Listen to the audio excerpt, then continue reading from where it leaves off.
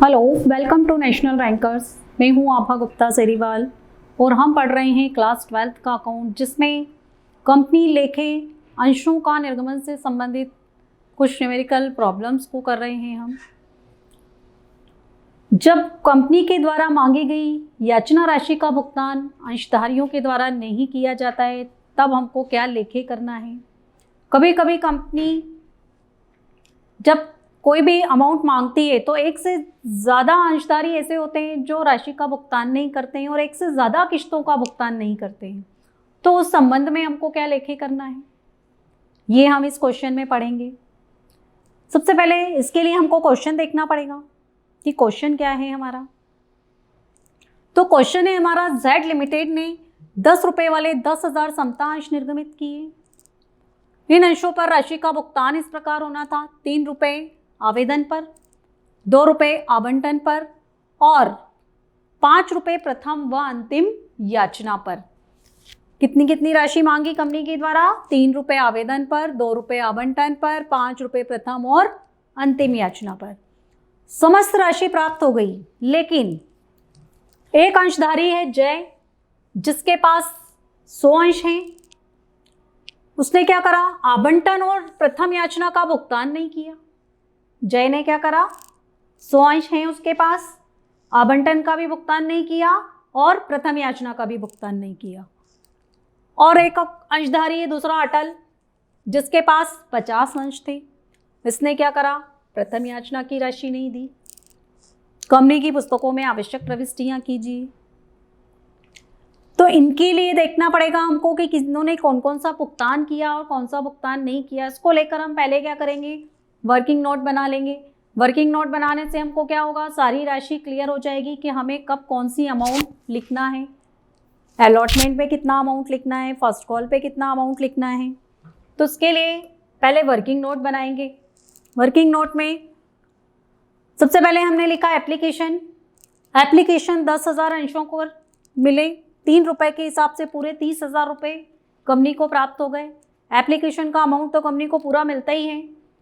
इसके अलावा अलॉटमेंट जब हुआ तो 10,000 इंटू 2 रुपये के हिसाब से टोटल कंपनी को मिलना थे 20,000, लेकिन जय, जिसके पास 100 अंश थे, उसने क्या करा? आवंटन का भुगतान नहीं किया। तो जो राशि उसने भुगतान नहीं की वो कॉल्सिन एरियर में चली जाएगी। कॉल्सिन एरियर जय, जिसके पास 100 अंश थे, 2 रुपये के हिसाब से 200 रुपये का भुगतान उसने कंपनी को नहीं किया।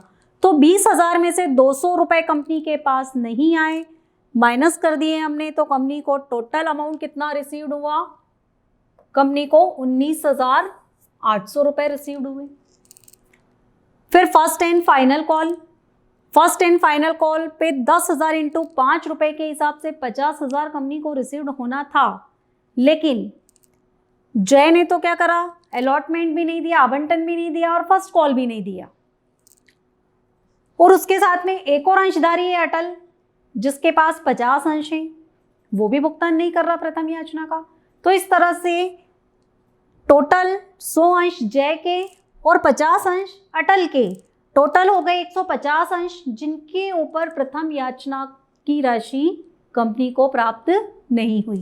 तो 150 इंटू 5 क्यों किया हमने? 5, क्योंकि प्रथम याचना की राशि 5 रुपये है, इसलिए 5 रुपये से इसका मल्टीप्लाई किया, मतलब टोटल 750 रुपये इसमें कंपनी को प्राप्त नहीं हुए।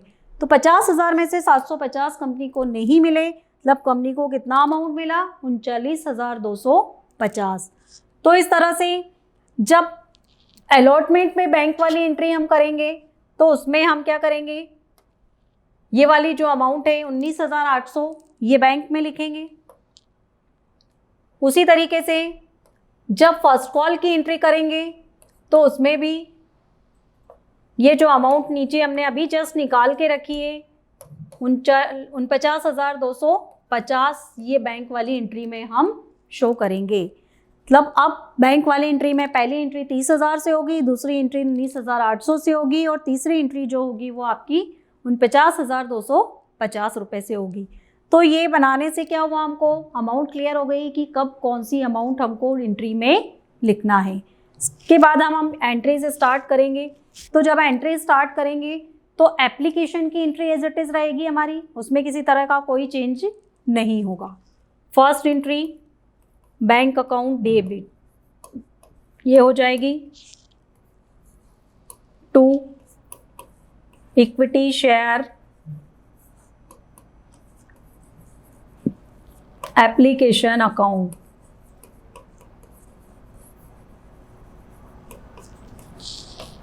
अमाउंट इसका 30,000।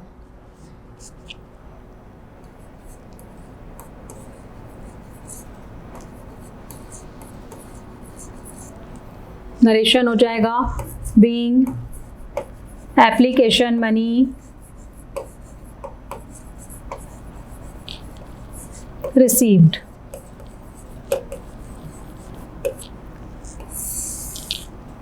अब इसको ट्रांसफर कर देंगे हम।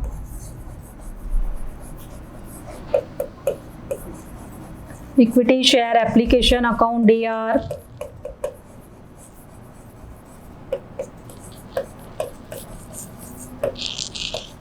To equity share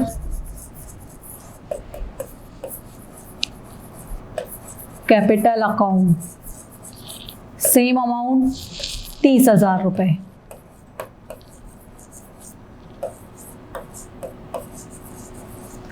narration being application money transferred. तो ये हो गई हमारी एप्लीकेशन से संबंधित एंट्री। अब हम करेंगे अलॉटमेंट की एंट्री। तो जो अलॉटमेंट की पहली एंट्री होगी वो ड्यू की होगी, और ड्यू की एंट्री जो होगी वो पूरी अमाउंट से होगी, पूरी 20,000 से होगी। थर्ड नंबर पे equity share allotment account DR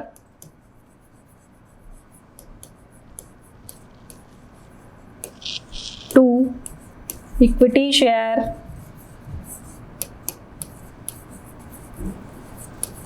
capital account. Total amount है इसका 20,000। जो कंपनी ने ड्यू किया है, कितना अमाउंट कंपनी को रिसीव्ड होना है, कब? अलॉटमेंट पे। बीइंग अलॉटमेंट मनी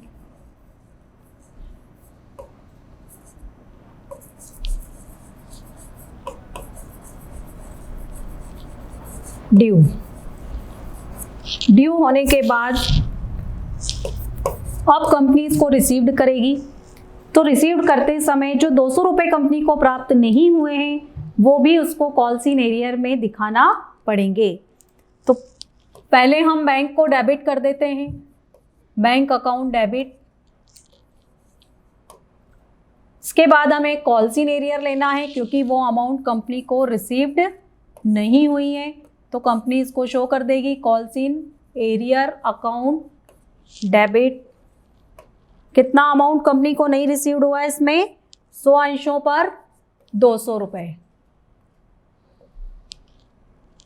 के बाद जो अगली लिख देंगे हम 2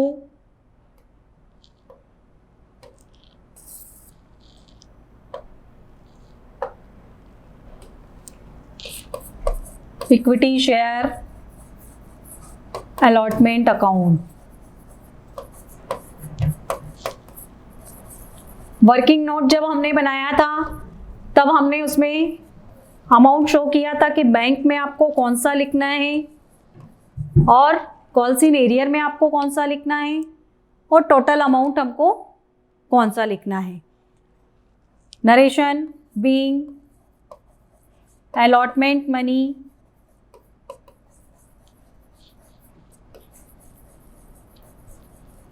received and calls in arrear।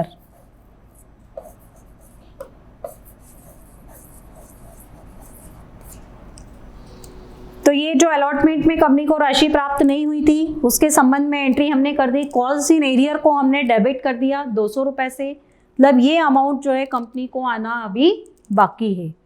इसके बाद फर्स्ट एंड फाइनल कॉल की एंट्री करेंगे हम। तो जब फर्स्ट एंड फाइनल कॉल की एंट्री करेंगे तो उसमें भी पूरी राशि हम ड्यू दिखाएंगे। Equity share first and final call account DR to equity share capital account.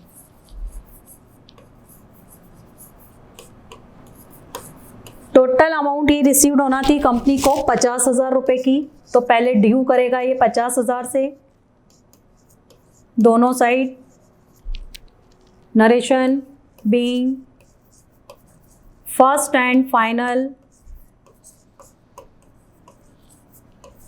Calls money due. और इसकी जो लास्ट एंट्री बनेगी वो बैंक वाली बनेगी और उसमें भी आपको कॉल्स इन एरियर शो करना है, क्योंकि जिन अंशधारियों ने आवंटन की राशि का भुगतान नहीं किया उन्होंने प्रथम याचना की राशि का भी भुगतान नहीं किया है।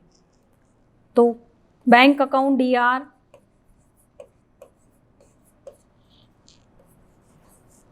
ये अपन ने अमाउंट निकाली थी 49250 और उसके बाद में calls in arrear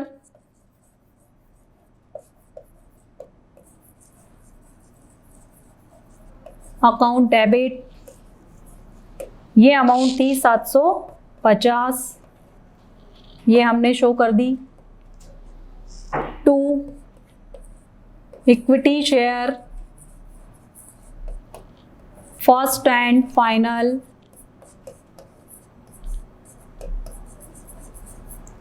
call account. Total 50,000। Narration being first and final calls money received and calls in arrear।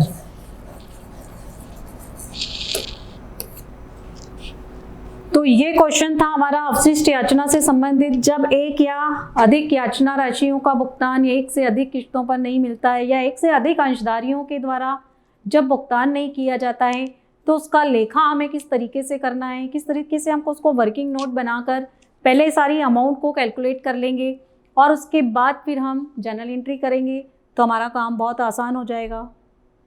Thank you.